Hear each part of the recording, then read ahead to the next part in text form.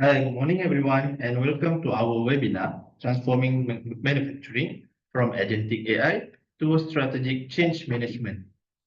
Thank you for taking the time to join us today. My name is Fadli. I'm a Business Development Executive in Phitomas, and I'll be your host for this session, proudly organized by Phitomas in collaboration with ChangeLeader. We are thrilled to have you all joining us today, whether you are tuning in from Kuala Lumpur or anywhere else around the globe. Today, we are diving into a topic that's at the heart of modern manufacturing. How to harness the power of digital transformation, not just through cutting-edge tools like Agentic AI and ERP system, but by mastering the human side of change. As manufacturing leaders, you know that technology alone isn't enough. It's about empowering your teams, aligning your strategies, and driving meaningful outcomes.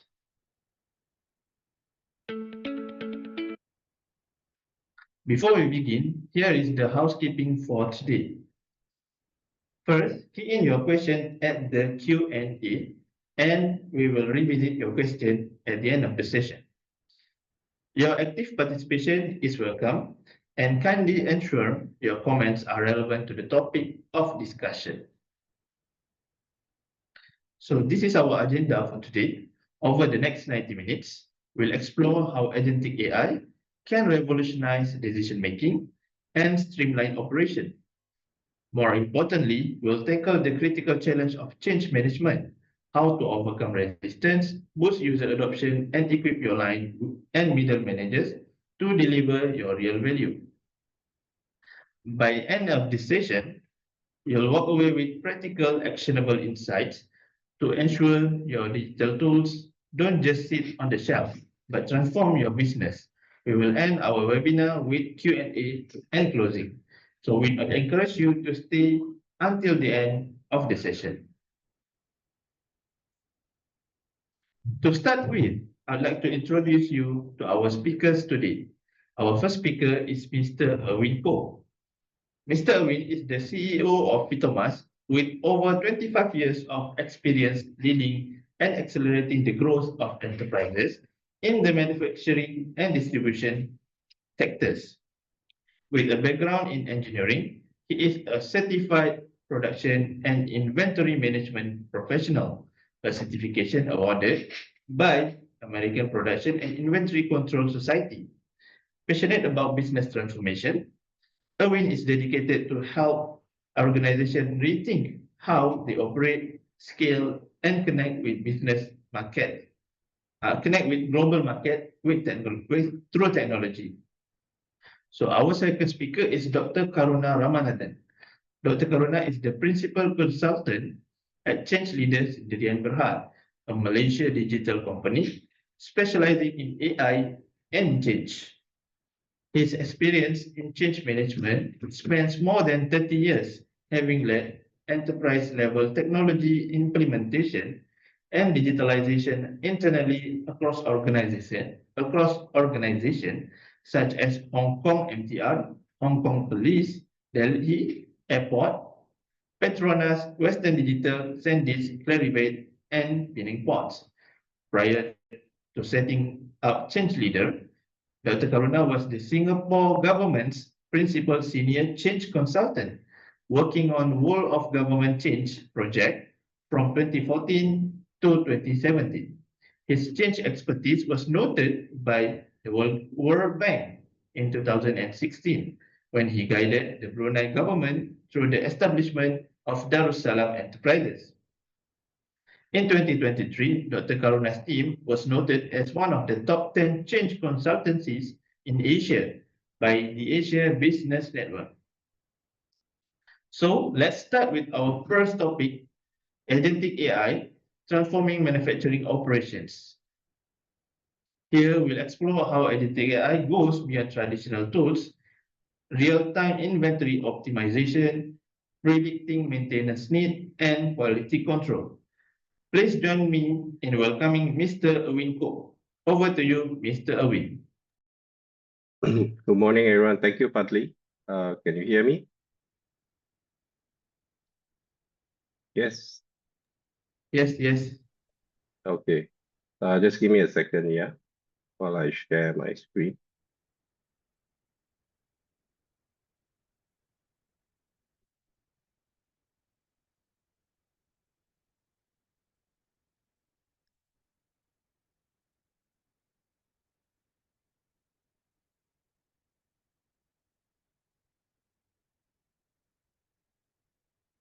Yeah, good morning, everybody. Nice to meet you. Thank you very much for spending your time this morning to attend our webinar. Are you able to see my PowerPoint slide, Padli? Yes, okay, good. Yes. Okay, yeah, so I will try to keep this session as concise as possible. And then we just focus on those actionable items, especially with regards to AI, right? So before we start, I think Patti has already introduced myself. So I'll just give you a little bit of introduction about Phitomas and what we do. And then after that, I will take you into more detailed subject of AI. So basically, Phitomas, we've been around for 20 over years. And over these 20 over years, we have been helping our clients, right, especially in the manufacturing sector, to help them with their digital transformation goals, right? So we are actually very much a service provider, or I can say a last mile service provider to help our clients, right, bridge technology and their business requirements. So our team of people are made up of different experts in different areas from ERP to IoT, AI, and also process automation, right? So that's a very quick overview about Phitomas. I don't want to spend too much time talking about Phitomas, but I rather want to go straight into the topic of agentic AI. So for today's agenda, right, the first thing I would like to do is to give a very quick basic introduction to AI for those who are new to it. Okay, a very quick one so that we are all aligned, right, to our understanding of what AI is. And then on the second section, we will take you through a very quick demonstration of how AI agents work, right, and how it potentially can be used in different areas of your operations. Okay, and that I will delve more in detail in the part 3 here. Then after we have gone through the part 3, we'll share with you some of the potential benefits and the opportunities, right? And see what are the next steps you can potentially do to start your AI journey within your organization. We have a Q&A session, but if possible, we'd like to leave it towards the end of Dr. Karuna's session so that we can jointly answer all of your questions, right? So let's move on with the first part. So what is AI, right? So AI has been around for many years. For myself, my university final year project was AI actually. So that's how long ago, AI has been around, right? But back then, AI wasn't mainstream, right? It was still very much a research subject. So what we know today as AI, right, is actually a field of study, right? Basically, we are trying to mimic the human intelligence, right, by enabling tasks like learning, reasoning, or even decision making. Okay, so it has evolved over the years. So in the past, we have those a bit dumb AI, right, so to speak. They are rule-based systems, so they have a predetermined set of rules. So you have to follow those rules, right, in order for it to work. Okay, so it's very rigid, right, and actually very limited use.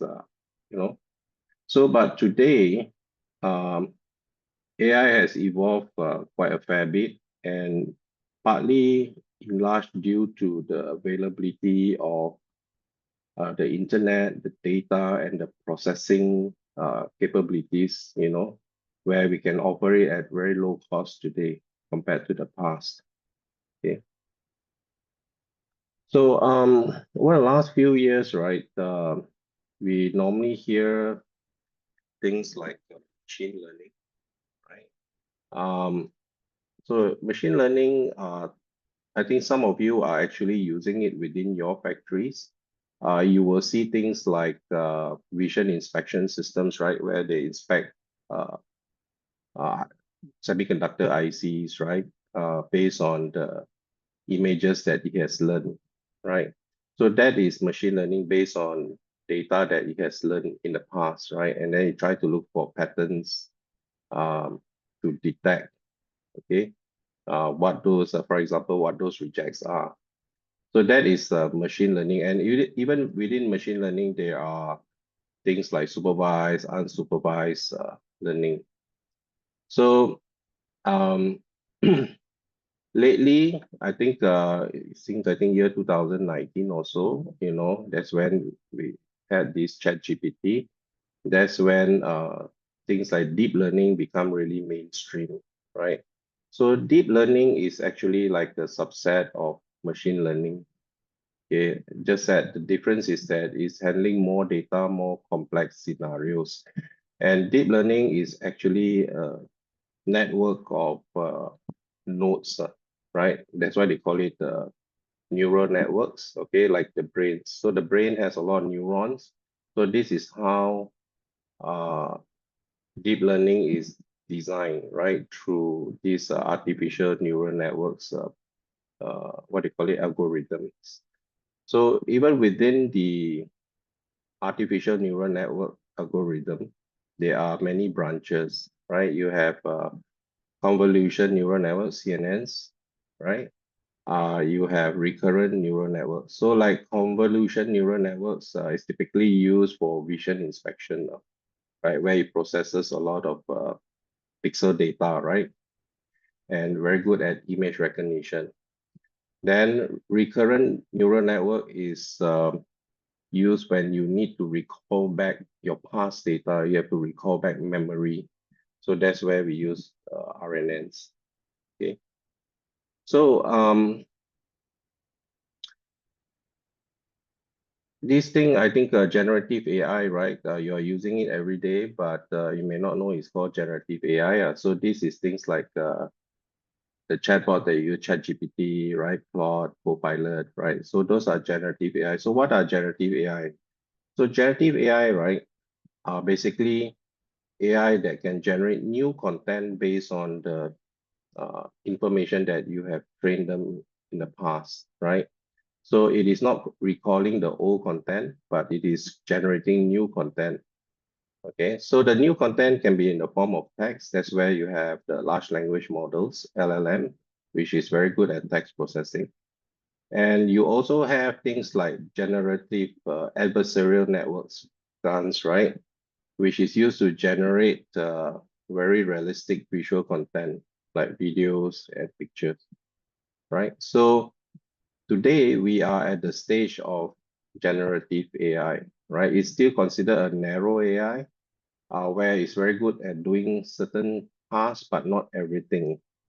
So the next stage of evolution after this is artificial general intelligence. So where AI will be able to do what most humans can do, okay, in terms of thinking, but we are not there yet today.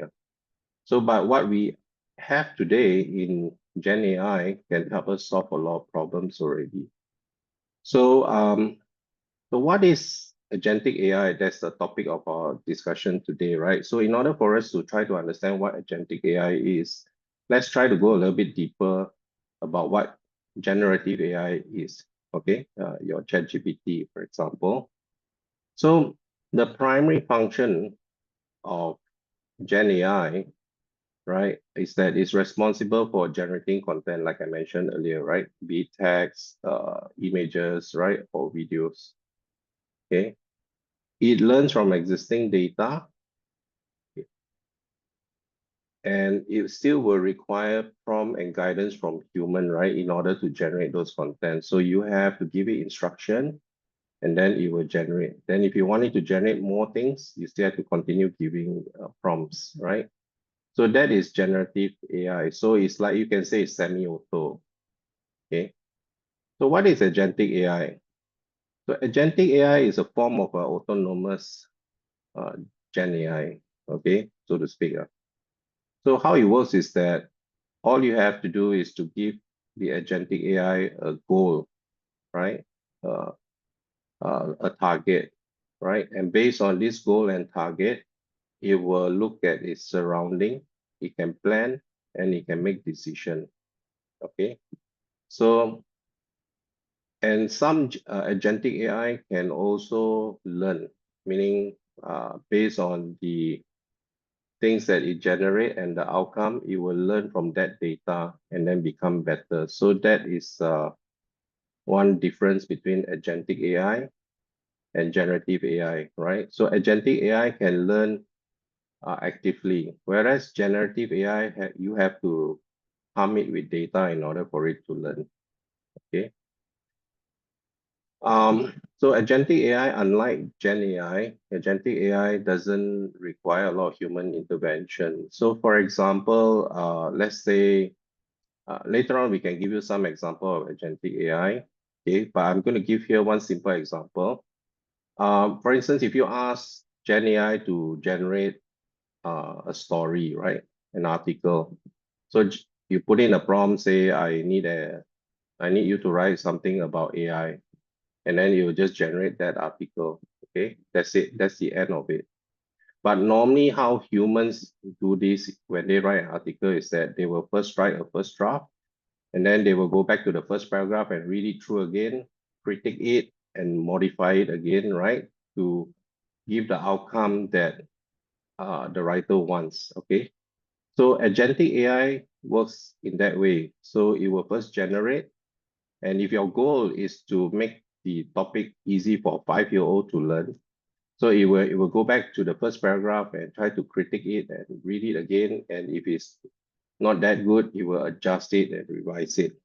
Okay, so it will continue to do so until it meets the goal, right? Which is to come up with an AI article that everybody can understand.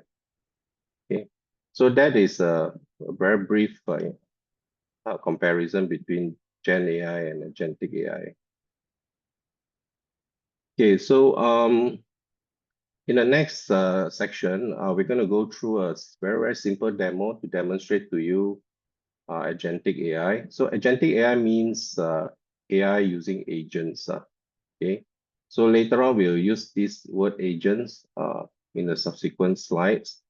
And agents basically are AI workers. You can put it that way, right? So each agent can do a specific task, and you can have like multiple agents, right, to perform a complex task for you. So in this particular demo, we'll just show a very simple logistic workflow. And I think this is happens in a lot of factory, right? Or even logistic company, they have this need now. So what in this particular use case, what we're going to do is that typically like example, like a logistic company or a manufacturing company, right? So you have an inbound order coming in. So they will send to you a advance shipment notice, right? What item is going to come, what's the quantity. Sometimes they send through emails like this. It's not very large, but in some cases, some companies don't have EDI systems, right? So they may send you an email to notify you. So what happens is that they will have somebody, maybe a clerk, right? To read this email and then to key in all the details into the worksheet if they have one, or to key into their ERP if they have an ERP system. But in this particular example, they will key into a spreadsheet, and then after that, maybe they pass this spreadsheet to the IT department, and the IT department will load it into their WMS or into their ERP system. So this is one simple process flow that happens at the inbound operations. Okay, so with agentic AI, what we can do is that we can get the AI, right, to read this email automatically as it comes in. Okay, so the AI will automatically understand what's in the email, what's the content, right? And then passes this information and generate this output into that spreadsheet automatically, right? And this spreadsheet, of course, then you can give to your IT department to process it further. But this step that it does in the diagram basically replaces the need for human intervention, right? So this is just one very simple process that we can use AI, and you can imagine, right, what other processes we can do with this. So if let's say you have a dedicated headcount just to do this on a daily basis, so essentially the task of this person, right, will be replaced.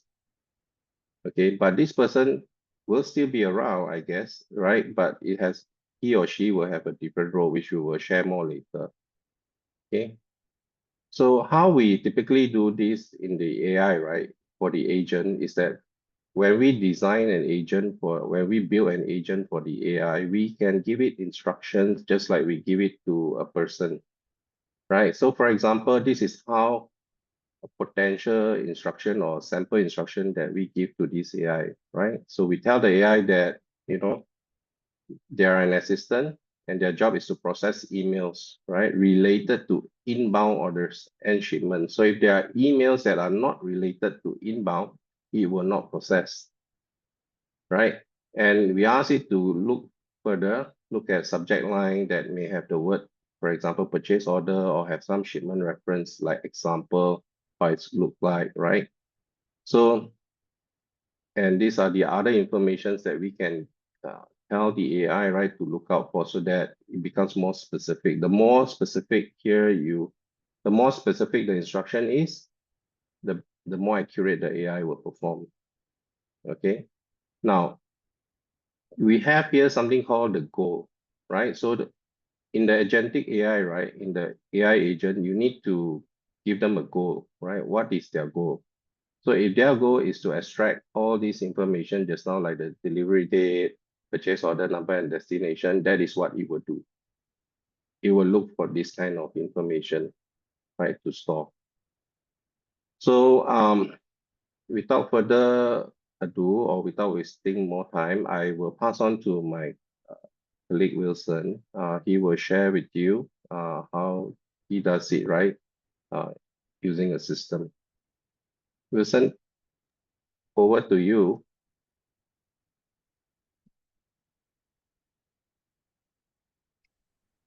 Morning, everyone. Can you see my screen? No, yes, it's Okay, sure. So this is a sample demo that we set up for today's webinar. So the objective is to read any incoming email, determine if it's a quotation, and then we will extract the information and write it into either a structured database or, like Irvin mentioned, a Google Sheet. So this is the trigger for the email. And then this is how we set up the AI agent. So inside here, as mentioned by Irvin, we tell it what it's supposed to do, like a general description of what it's supposed to do, what it's supposed to extract, and then what kind of output are we expecting, and then what it's supposed to do at the last step after that. So this is telling guidelines what you're supposed to do, and you program automatically. Okay, so in here, I already created a few draft emails. So these are samples of how a PO could look like from email. So you can see PO number, what they want to order, what's the quantity, what's the unit price of it quoted to the customer. So I want you all to pay attention. The PO number is 77502. So now I will send the email. So this is running in the background all the time. So whenever a new email is received, it will try to analyze it. And then this is the structured database we have set up as well. So we have to wait for a bit for it to run. Yeah, so you can see PON 77502. So the items from which company who gave us the PO, what's the customer email, when was it received, and then the item that they are ordering. So all these will be placed inside the structured database automatically, eliminating human data entries.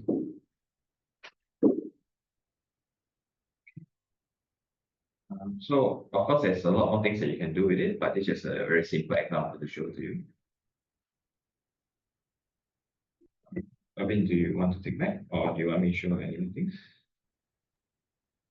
Yeah. Thank you very much, Wilson. So I will carry on from your side here to share some other potential examples that we can use agents for. Okay, let me just share my screen again.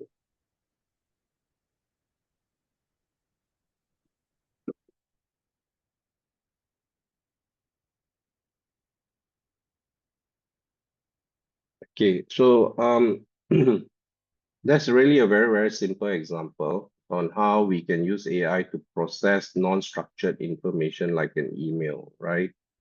So I will share you more ideas on what we can use it for, right, in the subsequent slide. But before that, okay, I would like to share with you one article actually which I came across. This article was by the World Economic Forum, right, sometime early this year, and on why should manufacturers embrace AI agents now, right?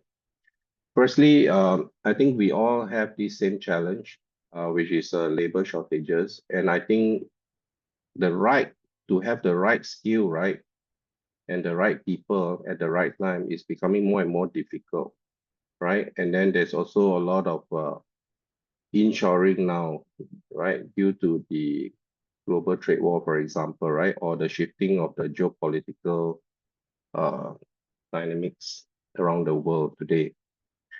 Then the other thing is that because of this new capability of agentic AI or AI agents, right? So there are a lot of new possibilities that we can do with it, new things that we can achieve with it, right? Especially in handling repetitive tasks, right? Or certain tasks that requires a lot of knowledge, right? We can actually use agents to augment the human decision making, right? To help out engineers, for example. And there's a lot of potential benefits, right, or impact if you can actually make use of this technology, right? Be it in your business processes or some of them have actually embodied this into robots. So I think I read today or yesterday's article, like in China, they are already having a robotic tournaments, to compete, right? So this is very near in our horizon to have something that's really, really workable in the enterprise environment. Okay, so over here, I have a few potential use cases that we can possibly look at. Okay, hold on.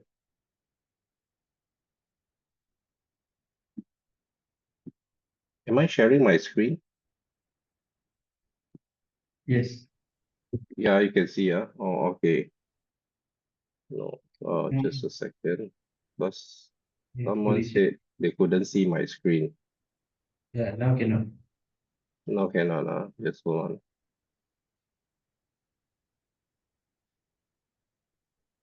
Oh, yeah. Are you able to see? Yeah. Sorry We about can that. see your face. Oh, okay, okay. Sorry. We Okay. want to see your Yeah. face. I think now you can see, right? Okay.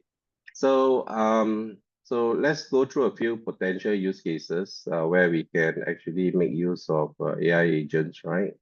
Of course, I think if you look at a lot of AI studies, right, everybody starts with predictive maintenance. Okay.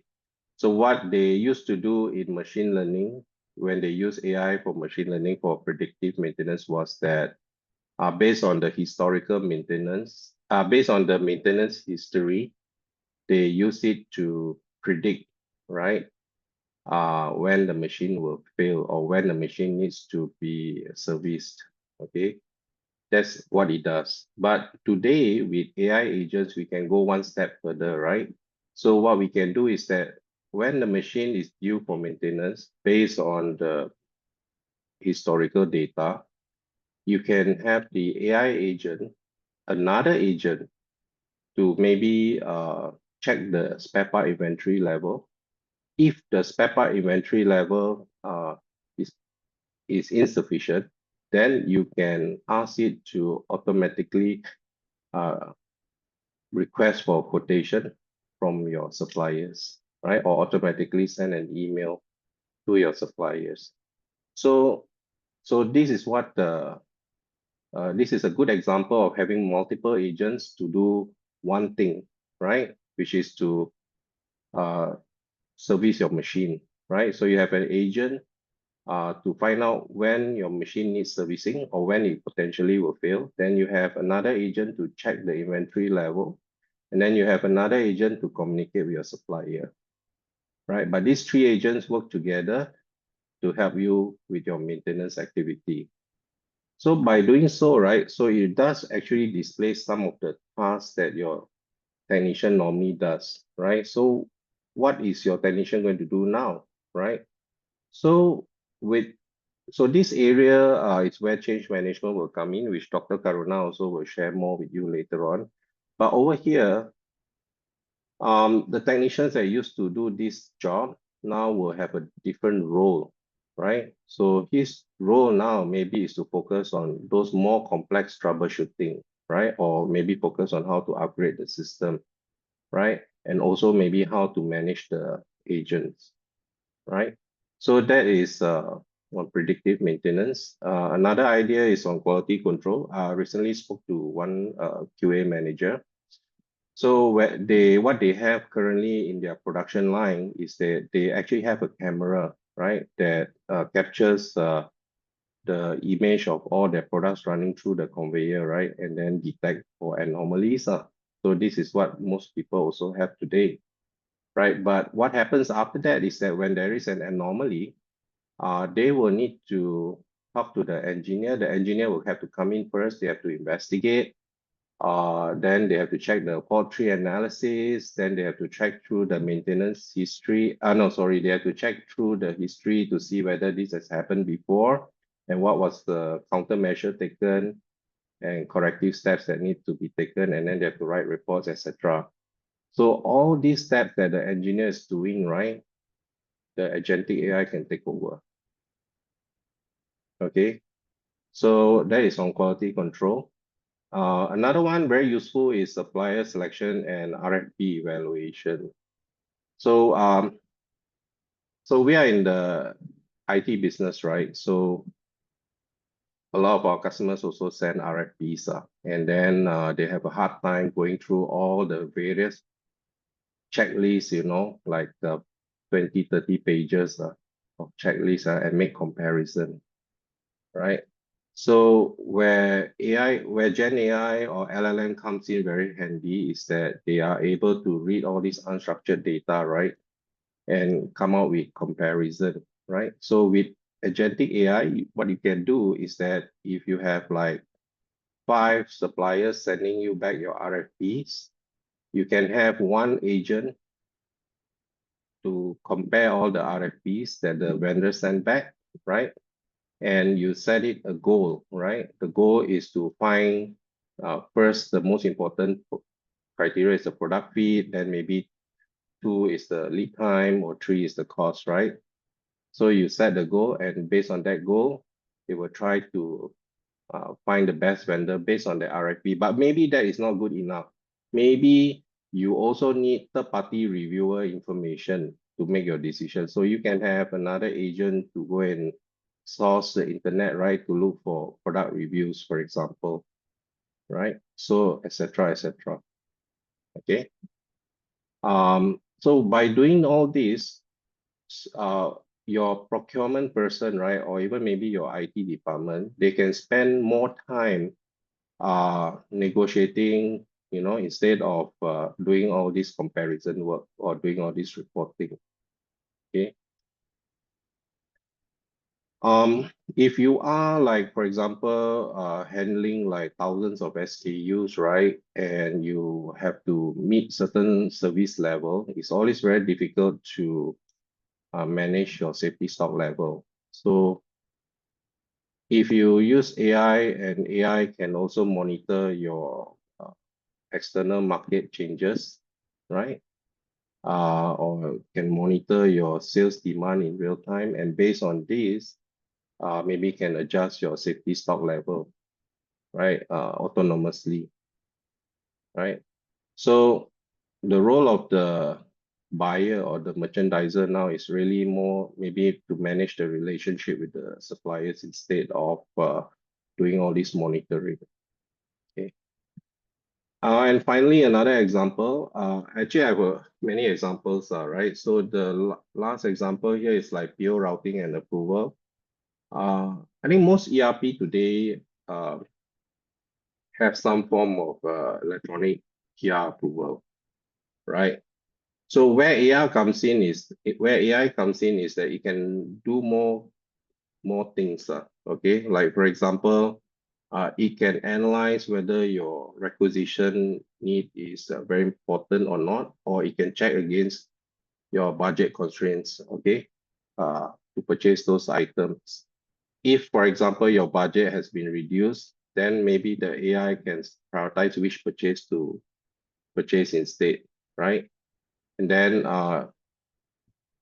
so they can take over all these simple purchases, right? But for the more complex purchases, right, higher value, those are things that maybe humans can still do, right?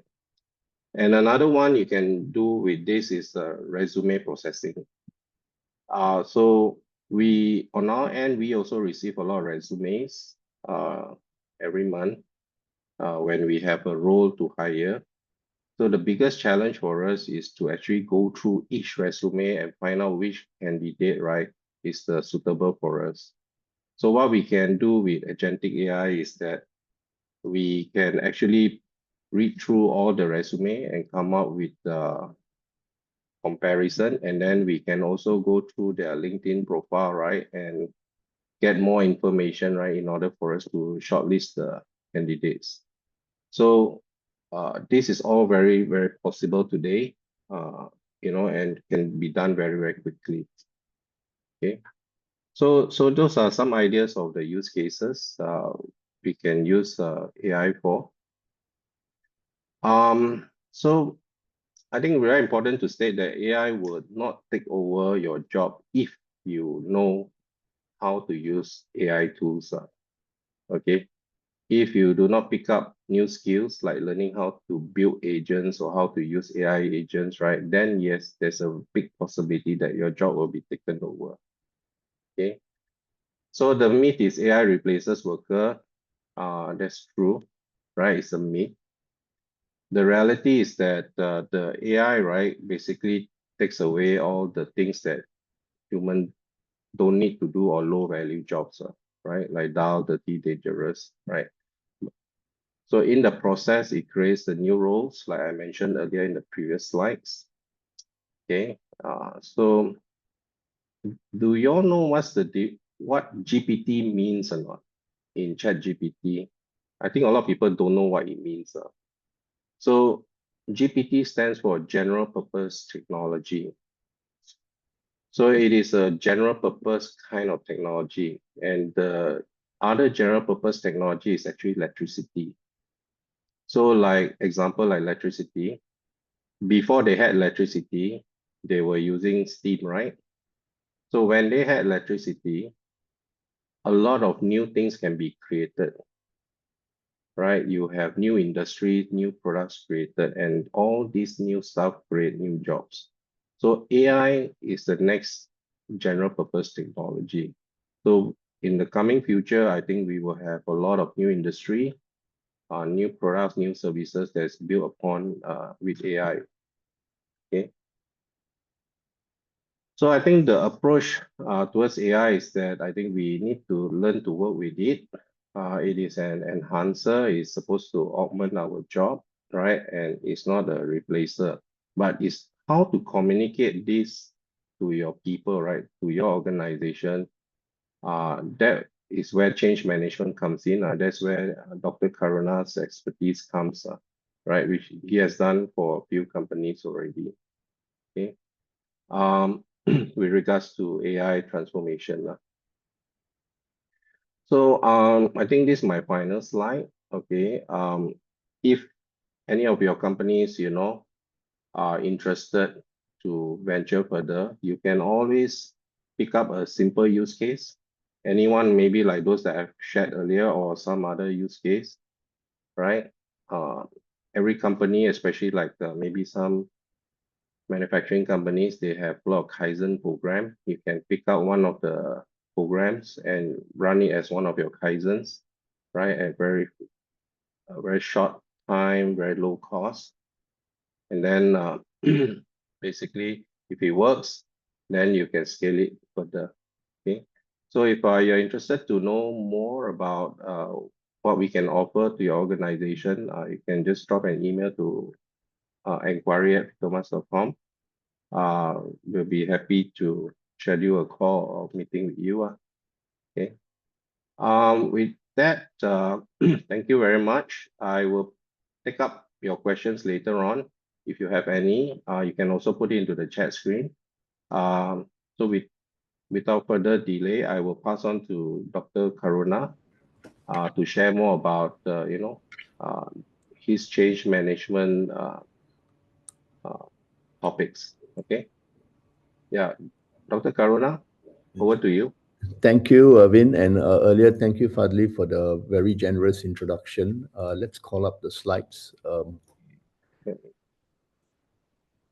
So it was very interesting to listen to Irvin, but unfortunately, in change management, there are not many use cases because of two reasons. One, as you will find out in this short presentation, change management tends to be afterthought, and in AI, this is where it is problematic. You will see it later. The second is a lot of companies are starting to wonder what to do with AI. So there are not many examples of strong change management or positive change management that is taking place yet. But we are seeing the business environment change quite quickly. So typically, what you have in use cases are like the top 20 companies, like Microsoft, Meta, and all doing their own rapid AI deployment, and of course, claiming you can do this, can do that. But those cases have different workforce considerations. You can hire and fire quite easily. So, as a precursor to my presentation, change management is not really important if you can simply hire and fire people, which some companies can do, but most of our organizations cannot do it, which is where now the need for change management comes in. In Malaysia, in particular, there is a lot of emphasis on AI. I think the LinkedIn and the press is flooded with all kinds of AI ideas and how organizations can explore AI. It is potentially a game changer, not only for Malaysia, but also Southeast Asian countries who have always relied on very heavy worker footprints. And now the issue is, as Irvin mentioned, how can you actually capitalize on moving the dull, the difficult, the dangerous out to AI and start to value add to the workforce's skills and the workforce's abilities and their experiences really come to play. So, game changer aside, there is concern with the jobs. And while there are some people who say AI won't replace jobs, people like us say actually we are starting to see AI. Irvin said AI won't replace a job because it transitions to a role. That is indeed a very important perspective to take. Because if AI can replace you, then it is likely that your work is probably very easily structured. But we all know the work we do in organizations are not so straightforward. What it simply means is we get into this very difficult domain of decisions. What AI Agentic is promising to make decisions for an organization, but I touch my heart in the work that we do with companies. We always say, where are the decision points? And the decision points have always, particularly in manufacturing, relied on the experienced manager, the experienced operator, the experienced supervisor. So, what we are seeing in change management is the need to be able to make visible the decision points as the job changes to the role. This is very critical. Now, this is just the big picture, but we already have feedback from a lot of these kinds of studies. This one just came out in August the 13th, 1 week ago, that no matter how hard the companies are trying, they are not really seeing significant bottom line impact. And basically, while 42% have sought up to 17%, the projects are failing not only because of technical hurdles, but because of employee and customer resistance, or this is the part that we come in, lack of skills. So change management is not like we understand. All of us have experienced some change management in our earlier projects where you come in, a system comes in, and the system automates some part of the workflow. And then what happens is there is a workshop or maybe a briefing session by the system team to say, okay, this is how the work has changed. This is now the new workflow. Instead of 8 steps, you can now do 3 steps. And then we go away and say, okay, now I click here and I click here and I do that here. This is going to happen. AI has soared past that, which is where skills now become important. And the skills up or the upskilling, as Irvin has said, is actually part of the change management. Human factors now become very important because the very manager we are starting to work with is also the manager like you or me who are wondering whether AI will take over our job. So there's already a sense of anxiety with regards to the adoption of AI. And change management now becomes very important to give the individual the confidence. I think it was Cindy who asked the question just now, how do we trust the system? I'll touch a bit on that after this. Okay. So human factors now become very important. I will cover 3 truths, 3 shifts, and talk about how to do strategic change management. First, AI is already disrupting organizations. There are some of it is not very nice to hear lah. Basically cut off 10% of the workforce, 20% of the workforce. In my conversation with a CEO just a few weeks ago, they are preparing for major restructuring because this sector is going through a lot of AI disruption. And I said, please do not listen closely to your HR, because the HR will say cut all the more experienced people for 2 reasons. One is they don't have that much time left in the organization. The second is their wages are higher than the lower ranks. And so when you do that, what happens? You call it restructuring, reorganizing, reorientating. Our work with organizations suggests that the opposite now become very important. So if you look at Irvin's use cases, what it strikes out is how is the manager going to be able to rethink work or reimagine the work so that he or she can make better, faster decisions. We call these micro decisions, to be able to leverage on the AI solution for higher productivity, for faster time to value, to whatever that case might be. The second truth is AI will displace the workforce. It's starting to do that. There are many, many examples emerging on how automation, Industry 4.0 work we did we worked with a client in Penang to actually start to look at 4.0 to 5.0. Automation is actually a huge boost to manufacturing. But the middle managers, as we say, walk into new roles now, which means in the past you might be walking on a shop floor, but now you're looking at a dashboard. And again, with this, the displacement involves, and you see this in Singapore, Malaysia, a few other places where the jobs are becoming a major issue. There's been a lot in the press in Singapore about new graduates finding it hard to secure entry jobs because now the entry positions are being converted to AI solutions. The third inconvenient truth, I call it inconvenient because for the longest time we've been trying to define what is productivity. Now AI is starting to define productivity. Why? Faster, accelerated data and info. Very fast. Why go so far? You check ChatGPT first. In 2 minutes, it tells you how to do something. It's whether you want to believe it or not. As Cindy said, trust lah. How do you trust ChatGPT is a major issue, right? But my experience as a middle manager will allow me to rethink the work with the accelerated data and info for newer, better, and different ways. Now, we call this part of change management. And indeed, new graduates can reimagine work. Actually, we are starting to work with a partner in Malaysia to start to help new graduates to do this so that their value can actually be seen in an AI-enabled organization very quickly. These are the 3 inconvenient truths. So the shifts we are going to see in the next 1 to 2 years is clearly jobs to roles. As jobs get lost to AI, roles will be built around AI.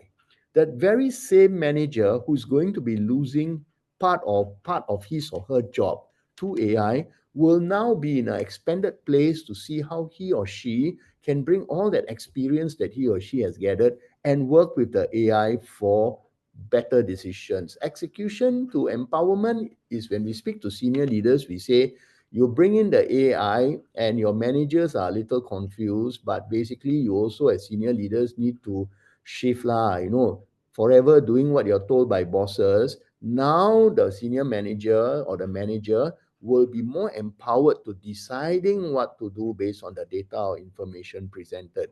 And then the third shift we are seeing out there in the market with companies who are first adopters is how adaptive skills become more important than technical skills. With all the knowledge available now in AI systems, you are going to see an erosion of hard skills, experience, and knowledge, which the AI claims is able to do better. However, the AI is not able to replace your soft skills, intuition.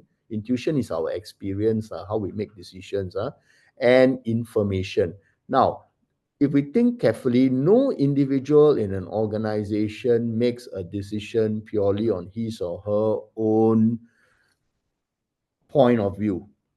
So now what is becoming very important is how teams handle the knowledge, teams work together. Some of it, like Erwin says, is agentic already, so you'll have to regard that robot in manufacturing as part of your team as well. So these are the three shifts we are seeing. This I speak quite a bit about these kinds of shifts because they suggest that the intervention is not from the top down, the intervention is from the middle out. So middle managers are in a wonderful place to actually seize this opportunity to move.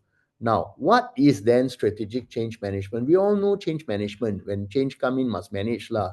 Okay, we say strategic change management comprises of two important considerations. The best way to do strategic change management is before your AI solution or system enters the organization. We prepare the key middle managers who will be using on how to rethink the work with the system. This is an upskilling program. We identify all the middle managers and supervisors and we upskill them. And there is no, when I was talking about this in Bangalore a few months ago, there was a question from the audience saying, hey, are Gen X better or Gen Z better, or older worker can or younger worker can? There is no differentiation. A key middle manager who is interested to becoming more successful, like most of our people are, will take very well to being prepared to how to think differently, strengthen the thinking, and balancing their experience against whatever the AI is going to show. Now, the second part of strategic change management, which is what we see quite quickly with ERP systems, is at the point of introduction to the user group, which means when you introduce the AI system, you are at the first mile supporting key middle managers to how to think with the system again. Now, this one will reduce the anxiety because the middle manager will not feel, alamak, the system came in already. Now I don't know whether my job's still there or not, with my boss looking at me now. So this one reduces anxiety. What it also does in the work that we are starting to do with major ERP providers, is we are allowing the middle managers to evaluate the system through their thinking and to point out whatever may not be strong enough. So Cindy, your question on trust is probably captured here a little bit, where if the middle manager points out, I don't feel that I can trust the information in this system, obviously the design would need to be a little strengthened. And that feedback is very important as the system is attempting to go to life. In AI work, we call this adaptation, not adaptation. That means after the system, company or organization agrees to adopt the system, then adaptation is a process of scrubbing the system with the feedback. And guess whose feedback? The middle manager's feedback is now very valuable. The middle manager's confidence increases and the system is better trusted. Now, why have I deleted the last line? Because if we wait until after the system enters the organization, we are likely to face user risk. I mean, risk of not using, or so many examples in this category, which is actually quite embarrassing and difficult. Resistance and or rejection, outright rejection. We have seen all three. I give you an example. I was one of our clients in Penang brought in a major automation IR 4.0 change, AI enabled. AI maybe not so Gen AI at that point, but actually then asked how come my managers are not taking to the system? How come they are saying this one no use? Then your change management becomes very difficult because you have to go back and deal with mindset lah, all the mental models lah, very, very difficult. Okay. So this is strategic change. Is there an example out there in the market? If you Google Eversana, This was quoted by Harvard Business Review. They did strategic change management. They call it massive change management. Very, very important guidelines and training. Okay, you can check this one out yourself. And basically, there's already enough data. This is Gartner's trends for 2025. Most managers are not well equipped to lead change. In fact, we are saying most of us are not able to lead change well. But it is now becoming a skill. It is less a process and more of a skill. And the middle manager is key. We look at our middle managers as versatilists. It's a term coined by Gartner. They can move into diverse roles. They can bring and adapt very quickly. They'll be our hypothesis is with AI, middle managers won't lose their jobs. They will become very valuable to organizations. Now, from a ERP point, which we do quite a bit of work, your time to value going live in any kind of adoption of any AI solution can actually compress down by 30-40% if we take strong change management from day one. So if you recall the earlier slide, prepare before. If you cannot prepare before the workforce, you can prepare at the introduction of the system. Who are those preparing before? We have examples of banks. Banks, they rely fully on digital systems. So a lot of their workforce would have to adapt very fast. So they do the prepare before. They do strategic change management. You take the most recent one, DBS Bank in Singapore, 40,000 workforce. They say 4,000 will lose jobs, contract workers to the system AI introduction. But the other 15,000 out of the 36,000 will go through what they call AI training. It's actually these kinds of skills training to prepare the operator to be able to maximize the AI solution. Okay. So when you don't need to do this, I always throw in this slide with your business, which I believe all of us here cannot say yes to this one. If you believe there's going to be no resistance to change, no need to upskill anyone, or no need to work in teams, then no need to do this. Have we seen examples like this? Yes, startups. Sometimes startups give us very wonderful examples where they break through all the boundaries of organization, and the mentality or the mindset is very different from organizations. Unfortunately, most of our organizations are not designed like that as a startup. Okay, next one. So this is my last slide. The call to action would involve this. We actually support clients where we help them engage. We engage with the clients. If you look at the left-hand side, we engage with the senior leaders, we engage with the solution, we look at the culture very quickly. And in Malaysia, this is targeted as a 3-day workshop. We see this as a program.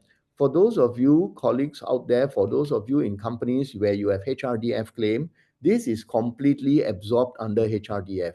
So it is seen to be a training workshop to tease out where the issues are. Once we have those issues, we will run a 4 to 6 month program, very simply to adaptively upskill to the solution and the client requirement. We will help teams become stronger, and we will reduce the resilience. But here's the best part.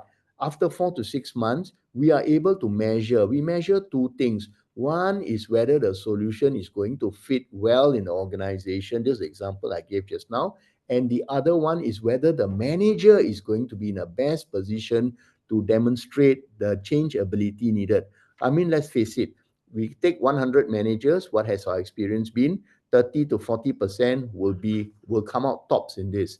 Maybe 30 to 40%, the other 30%, the middle, will keep trying. And then the last 10-20%, for whatever reason, might not have this change ability. To the organization, this become very important. Who would you rather deploy to maximize your AI investment? Is it the first 30%, or is it the second 30%, or the third 30%? When we get that balance right, we have invested in strategic change management, accelerated time to value, and we will start seeing value creation success, giving you an edge over the competition. I believe this is my last slide. We have quite a bit of information available if you go to www.thechangeleader.org. But as Irvin said, please reach out to us. reach out to Phitomas, reach out to us. We will be more happy to take this conversation and help you unpack this necessary change management so that you are more confident adopting the AI solution. I will stop here and hand it back to Fadli and Erwin.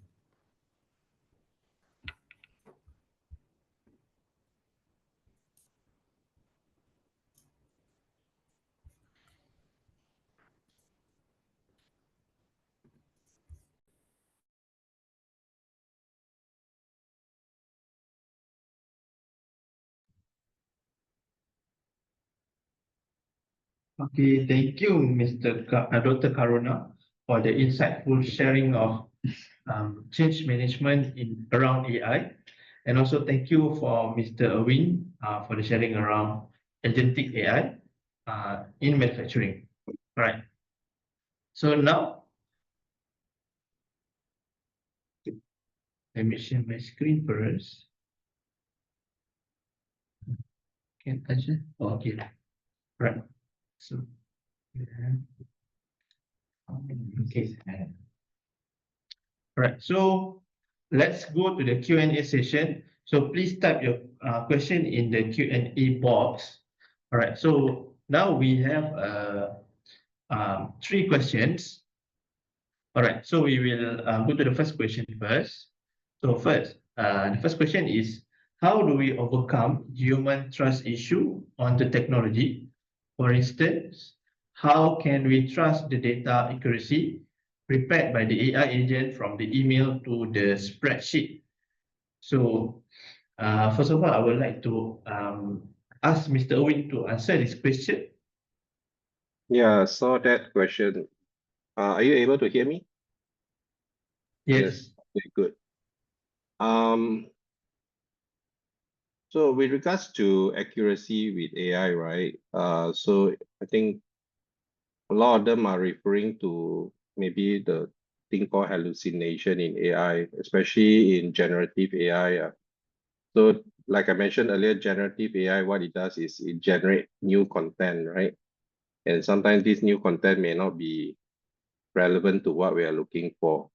But I think the language models are improving over time, and they have better reasoning capabilities. Okay. And when we come to enterprise information, right, we actually can set certain filtering process in order to get only relevant and accurate data. Okay. So I would say the data accuracy, I cannot say it's 100%, just like if you ask a human to do the job, I also don't think you can say it's 100%. But we have to look at the overall benefit, right? If you use AI and automation, you can get this kind of task done at a very, very short time, right? Where human cannot match. So we have to look in terms of not just the percentage of accuracy, but the overall benefit of using it in terms of the cost, in terms of the speed, right? So then you have to trade off, right? Yeah, so that's my answer with regards to this, how can we trust the data accuracy prepared by AI question. Okay, thank you. Yeah. Yeah. So maybe Dr. Karuna also can share. Thanks, Adli, and totally agree with Erwin. In a presentation 2 months ago, I was asked basically how to trust ChatGPT, and I said, okay, here we go. Why don't we take our phones out and we use the same prompt? That means we agree on a prompt, and then 150 people actually type in the same prompt, and then I asked, do you trust the what ChatGPT is telling you? Now, what is the learning point here? If you don't know anything about the topic, you will probably be inclined to regard the information as knowledge. But if you know a lot about the topic, you will probably be looking at what is presented to you as information and not the knowledge. You know, the whole thing in organizations, when we go into generative and agentic, is probably where the decision needs to be made. So we see micro decisions being made by middle managers. So what will likely happen is if we can prepare the middle manager, which we believe we can, to think through what is being presented a lot more confidently, it is likely that the trust will also go up. And because the machine learns, as Alvin has said, we will actually be able to tune the machine to reduce these kinds of hallucination or mismatching lah, whatever the case might be lah. So the trust issue is not just on the solution. The trust issue is also on preparing the people to becoming more confident with how they think critically, analyze it, basically understand the risk. I think this is a two-way thing. I think there's someone raising a hand, right? Justin Mock, right? Yeah. So, yeah, Justin Mook is raising. So maybe Mr. Justin Mook can type your question in the Q&A box. All right. So let's move on the to the next question. So the second question is what job or works that are having the lowest possibilities that could replace by AI? Right. So maybe this one we can start with Dr. Karuna first.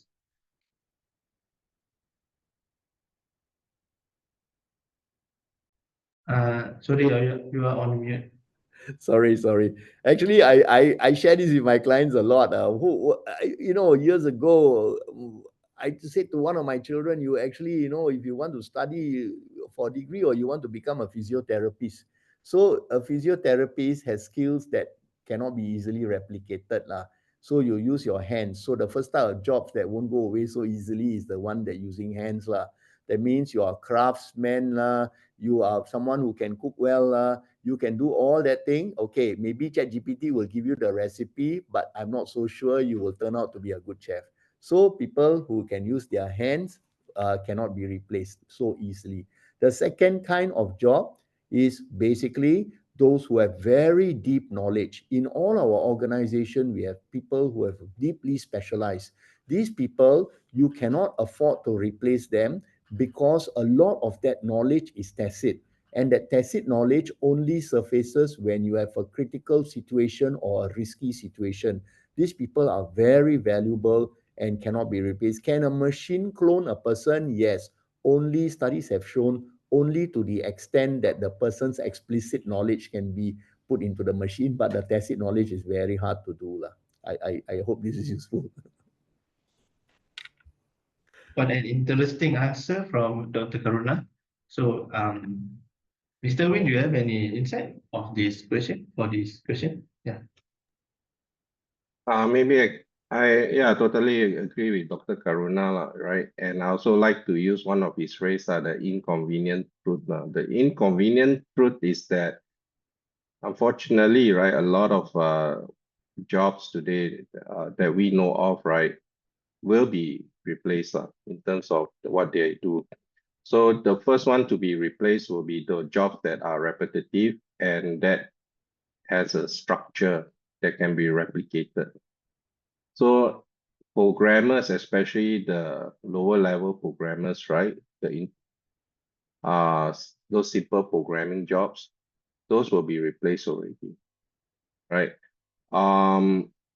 The jobs that are very complex, right? Require a lot of decision making. Those are still required by, those jobs are still required by humans to do, right? You cannot automate those right now with AI, but that is today, okay? Depending what kind of time frame we are looking at. You give AI another maybe 5 years down the road, right? Maybe it can take over some of those tasks as well. Yeah, so I think the only task that is really hard to replace is those using hand, like surgeons, right? Yeah, so lowest possibility, yeah, those are the kind of jobs I would say. Yeah. Thank you so much, Mr. Awin. Right, the next question This one also to Mr. Win. How do you manage data privacy? And also, does AI implementation require high investment? Yeah. With regards to data privacy, I think it's the same with any IT technology, right? So there are certain set of data that technically you can actually retain within your organization or within your own private servers, right? That is possible. But there are certain data that are general, like the large language model you use in ChatGPT, those are on the cloud, right? So those will depend on the policy set by the solution provider. At the end of the day, you have to look at your own data governance, right, and best practices to manage data privacy. Okay. As to whether it requires high investment or not, I would say actually the investment is not really high unless you are setting up a data center. So the thing is, all these costs are already borne by the AI companies. So you are just tapping the service to use, right? So it's actually very low cost to start any AI projects, actually. It's really not that expensive. All right. So thank you, Mr. Win. So if all the attendees, for you, if you have any other question, please type it in the Q&A. So maybe I'll wait for another 1 or 2 minutes. If not, we can end the session.